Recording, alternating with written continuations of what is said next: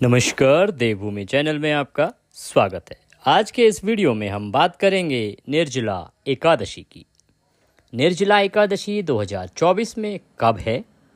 निर्जला एकादशी का व्रत आपको किस प्रकार से रखना चाहिए? निर्जला एकादशी रखने के नियम क्या हैं? क्या दान करना चाहिए? क्या पानी पी सकते हैं, नहीं पी सकते हैं? अगर पी सकते हैं तो पानी कब पीना चाहिए? क्या खाना चाहिए?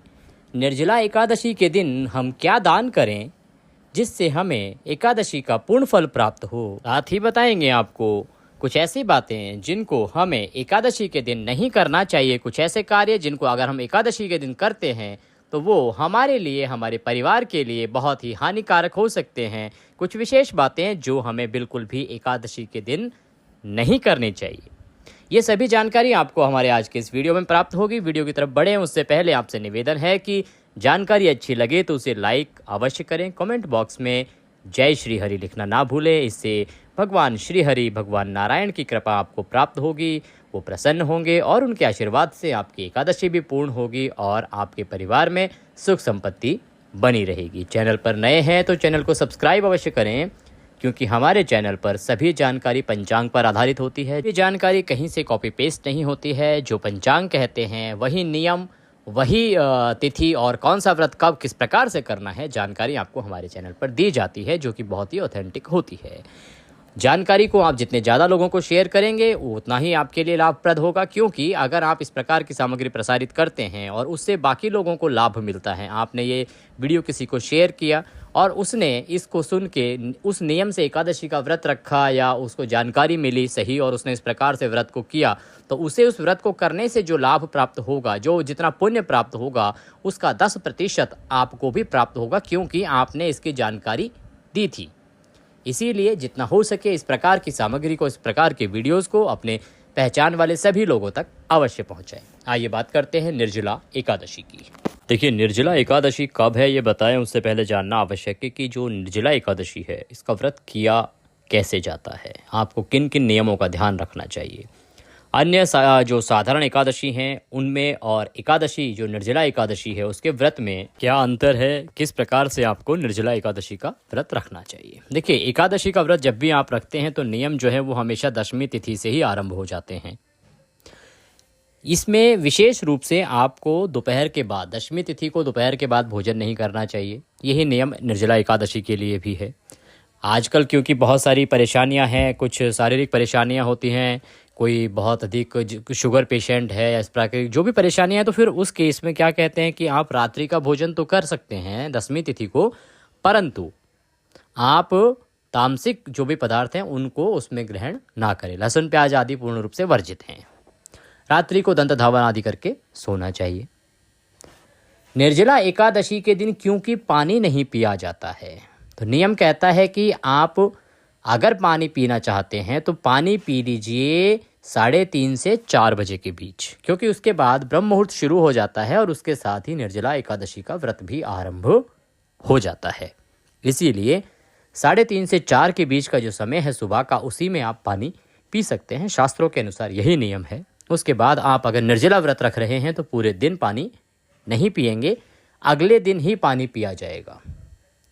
एक विशेष जो और अंतर है वो ये कि अन्य जो एकादशियां हैं उनमें हम जिस दिन एकादशी का व्रत रख रहे हैं उस दिन शाम को फल आहार कर लेते हैं, फल खा लेते हैं, सावक की खीर खा लेते हैं, सावक की खिचड़ी खा लेते हैं, इस प्रकार की चीज़ें हम खा लेते हैं।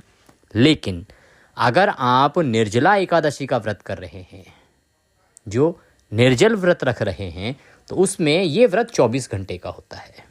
इसमें आप उस दिन शाम को भी कुछ नहीं खाएंगे। आपको जो भी खाना है पीना है वो अगले दिन ही सूर्योदय के बाद जो पारण का समय होता है उसी में आप अपना व्रत खोलेंगे, तभी कुछ खाएंगे, तभी आप कुछ पिएंगे। हाँ, आप इसमें चरणामृत अर्थात भगवान विष्णु का जो प्रसाद के रूप में एक हथेली पर थोड़ा सा चरणामृत ले सकते हैं भगवान का, उसमें थोड़ा तुलसी दल डाल सकते हैं, थोड़ा सा जल लें और उसमें मिश्री अवश्य मिलाएं और उसके बाद भगवान को भोग लगा के, भगवान को स्मरण करके शाम के समय चरणामृत ग्रहण कर सकते हैं। कुछ लोग कहते हैं दूध पी सकते हैं क्या? जी नहीं, दूध नहीं पी सकते हैं। कुछ लोग कहते हैं चाय पी सकते हैं क्या? जी नहीं, आप चाय नहीं पी सकते हैं अगर आप निर्जला एकादशी का पूर्ण नियम के साथ व्रत रखना चाहते हैं तो। पर कुछ केस में अपवाद है आजकल, क्योंकि बहुत सारी शारीरिक परेशानियां हैं, कुछ बीमारियां ऐसी हैं जिसमें बहुत अधिक समय तक आप बिना खाए पिए नहीं रह सकते। तो ऐसे हालात में अगर आपके साथ ऐसी कोई परेशानी है तो आप इतना कठिन व्रत ना रखें और आप समय समय पर इस प्रकार से जल ग्रहण कर लें और आप चाय आदि पी सकते हैं। पर यह विशेष परिस्थितियों में है। आपके साथ अगर कुछ शारीरिक परेशानी है, आप नहीं कर पाते कठिन साधना के साथ, तो आप इस प्रकार से इतना कर सकते हैं, पी सकते हैं, ले सकते हैं। बात करते हैं कि आपको पूजा किस प्रकार से करनी है। देखिए, जिस दिन आप व्रत कर रहे हैं निर्जला एकादशी का, तो आप प्रयास करें ब्रह्म मुहूर्त से पहले उठ जाएं और उसके बाद स्नान आदि करने के बाद सूर्य को जल दें। अगर ब्रह्म मुहूर्त में नहीं उठ पा रहे हैं तो सूर्योदय से पहले तो अवश्य उठ जाना चाहिए। स्नान आदि करने के बाद सूर्य को सर्वप्रथम जल देंगे। सूर्य को जल देने के बाद आपका जो पूजा स्थल है, जहाँ पे आपको एकादशी की पूजा करनी है, भगवान श्रीहरि की पूजा करनी है, आपका जो मंदिर है वहाँ पे बैठ जाएं आसन लगा के। अगर भगवान की आपके पास कोई तस्वीर है श्रीहरि की तो उत्तम है, नहीं है तो एक कोई चौकी लें, उस पर भगवान श्रीहरि की कोई तस्वीर या प्रतिमा स्थापित करेंगे। स्थापित करने के लिए उस चौकी पर हो सके तो पीला वस्त्र बिछाएं, उस पर थोड़े से पुष्प रखें। पुष्प जो आसन के रूप में रखेंगे आप, उसके ऊपर भगवान की प्रतिमा या तस्वीर स्थापित करेंगे। फिर भगवान को आप स्नान कराएंगे। स्नान कराने के लिए अगर प्रतिमा है तो आप पंचामृत से पूरा अच्छे से उनका अभिषेक कर सकते हैं। पंचामृत, घी, दूध, दही, शहद आदि से पंचामृत बनाइए और भगवान का पहले शुद्ध जल से, फिर पंचामृत से और फिर शुद्ध जल से अभिषेक कराइए। अगर आपके पास कोई ऐसी प्रतिमा नहीं है तो आप सांकेतिक स्नान कराइए। एक लोटा या ग्लास लीजिए, उसमें शुद्ध जल लीजिए, थोड़ा गंगा जल उसमें अवश्य मिला लीजिए। फिर आप भगवान को सांकेतिक स्नान के लिए एक पुष्प से भगवान को छींटे दीजिए या 2 उंगलियों से पानी में डुबो के भगवान को छींटे दीजिए। आप साफ वस्त्र से उनको पोंछिए। पोंछने के बाद रौली, कुमकुम आदि से तिलक लगाइए। रौली, कुमकुम आदि से तिलक लगाने के बाद आप भगवान को पुष्पों की माला पहनाइए, पुष्प अर्पित कीजिए, घी का दिया जलाइए, धूप जलाइए। अब आप व्रत करने का संकल्प करेंगे। संकल्प का बड़ा साधारण विधान हम आपको बता देते हैं। अपने सीधे हाथ में जल लीजिए, उसमें थोड़े से पुष्प रखिए और कम से कम दक्षिणा के रूप में 1 रुपये का सिक्का रखिए, अधिक भी आप रख सकते हैं। दूसरा हाथ उसके नीचे लगाइए और 3 बार बोलिए ओम विष्णु विष्णु विष्णु। अपना नाम, अपना गोत्र समुत्पन्नाय, अर्थात आपका गोत्र जो है जिसमें आप उत्पन्न हुए हैं, जो स्थान, जो मकान नंबर है जहाँ पे आप उस समय बैठे हुए हैं, मकान नंबर, क्षेत्र का नाम, शहर का नाम। एकादश्यायाम पुण्यतिथियो, वार है उस दिन, वह वार बोलिए। हे प्रभु, आज हम एकादशी का व्रत करने का संकल्प करते हैं। जिस भी प्रकार से आप व्रत रखना चाहते हैं, निर्जला अगर आप कर रहे हैं तो निर्जला एकादशी या निर्जल व्रत रखने का संकल्प करते हैं। आप इसे स्वीकार करें और हमें शक्ति दें कि हम इस व्रत को सफलतापूर्वक कर पाएं। और वह संकल्प भगवान के चरणों में छोड़ दीजिए। भगवान के उसके बाद श्री हरि के जो ओम नमः भगवते वासुदेवाय है मंत्र, इसका 108 बार हो सके तो जाप कीजिए। जाप करने का समय नहीं है, भागदौड़ भरी जिंदगी है, तो आप कथा अवश्य सुने। एकादशी के व्रत की कथा, प्रत्येक एकादशी की अलग अलग कथा होती है। उसका कथा महात्म्य हमारे चैनल पर भी आपको सुनाया जाता है, अपलोड किया जाता है वीडियो। चैनल को सब्सक्राइब करके रखेंगे तो आपको वीडियो मिलता रहेगा। आप भगवान की कथा सुने, सुनने के बाद आरती करें। आरती करने के बाद भगवान को भोग लगाएंगे। भोग लगाने के बाद प्रसाद बंधु बांधवों में बांट देंगे। आज एकादशी, आप निर्जला का अगर व्रत कर रहे हैं तो निर्जला एकादशी के दिन आप कोई भी प्रसाद आदि ग्रहण नहीं करेंगे, क्योंकि व्रत आपका अगले दिन पूर्ण होगा।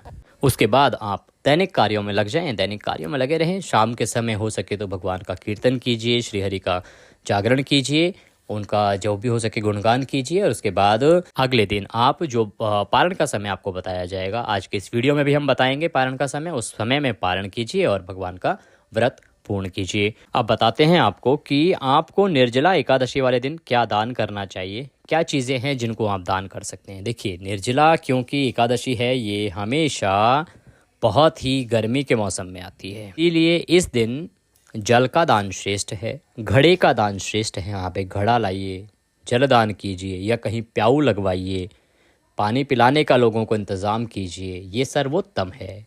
इस दिन पंखा दान कीजिए। पहले हाथ के पंखे दान किए जाते थे, अगर आपके पास सामर्थ्य है, आप अधिक कर सकते हैं तो आप इलेक्ट्रॉनिक जो पंखे आते हैं वो दान कीजिए, किसी ब्राह्मण को दान कीजिए, किसी मंदिर में दान कीजिए, कोई भी ऐसा सेवा स्थल का क्षेत्र है वहाँ पे आप इसको दान कीजिए। फलों का दान कीजिए, दूध का दान कीजिए। ये दान श्रेष्ठ दान है। शरबत बनवा के बंटवा सकते हैं, आम, तरबूज आदि का दान कर सकते हैं, शक्कर का दान कर सकते हैं। पितृदोष और चंद्र दोष से अगर आप मुक्ति पाना चाहते हैं तो निर्जला एकादशी के दिन आप जल का दान अवश्य करें। इससे आपको अवश्य ही पितृदोष और चंद्र दोष से मुक्ति मिलती है। फिर से हम बताना चाहेंगे, निर्जला एकादशी वाले दिन आपको नमक आदि किसी भी चीज़ को नहीं छूना है, नहीं खाना है, नहीं ग्रहण करना है, भोजन पानी आदि भी नहीं ग्रहण करना है। अगर आप पूर्ण नियम से व्रत रखना चाहते हैं तो अगर कोई शारीरिक अक्षमता है तो आप उस हालात में दूध आदि ग्रहण कर सकते हैं, पानी आदि ग्रहण कर सकते हैं। फिर आप साधारण रूप से भी इस व्रत को कर सकते हैं। अब बात करते हैं कि ये जो निर्जला एकादशी है ये है कब। देखिए, इस वर्ष जो एकादशी तिथि है वो आरंभ हो रही है 17 जून को सुबह 4:43 से और इसकी समाप्ति होगी 18 जून की सुबह 6:24 पर। व्रत जो है वो उत्तम व्रत रखा जाएगा 18 जून को।